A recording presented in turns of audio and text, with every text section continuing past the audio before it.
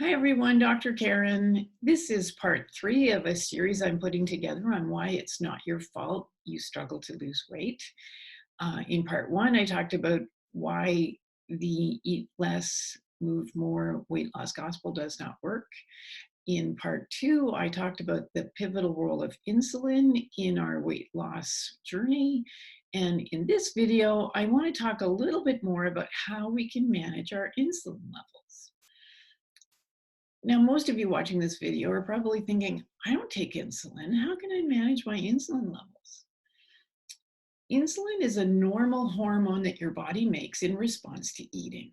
And it responds differently to the different types of macronutrients in your diet. Now, we don't eat macronutrients, we eat food. But the macronutrients you're probably familiar with are carbohydrates, proteins, and fats. And I want to talk today about carbohydrates. There are 2 types of carbohydrates. Complex carbohydrates, those are the carbohydrates that are found in fruits and vegetables, and they're good. They come along with a lot of really useful things like vitamins and some minerals, some fiber, lots of stuff. And then there are simple carbohydrates, and these are sugars that are found naturally in some foods and that have been highly processed, refined sugar and refined grains.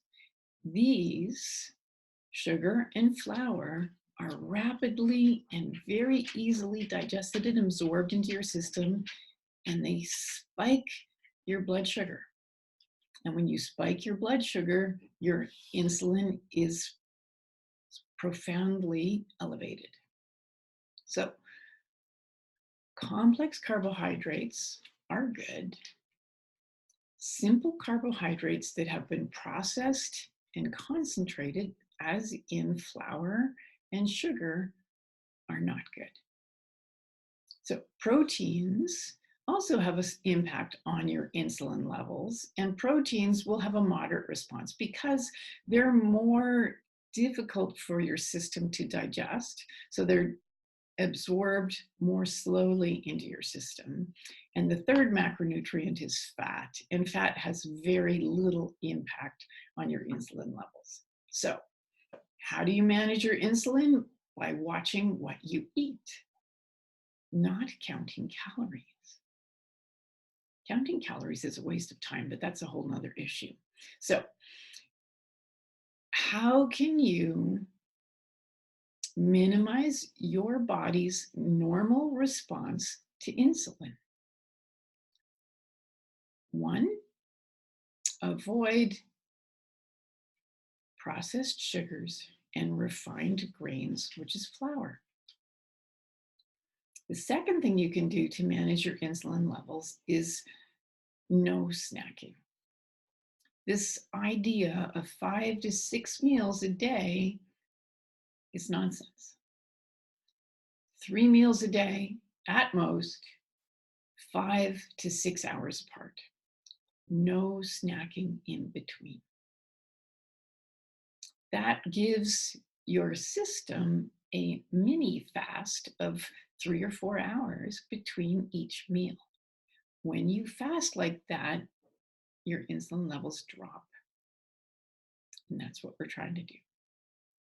So if you eat 3 meals a day, 5 to 6 hours apart, with no snacking, then that means that you are fasting every night for 12 to 14 hours. Now, before you go into panic mode, this is normal. Most people don't eat in the middle of the night. When you sleep, you are fasting. Fasting means you're not eating. It's really that simple. I am not talking about fasting for 40 days and 40 nights. I am talking about not eating from 6 p.m. at night to 6 a.m. or 8 a.m. the following morning.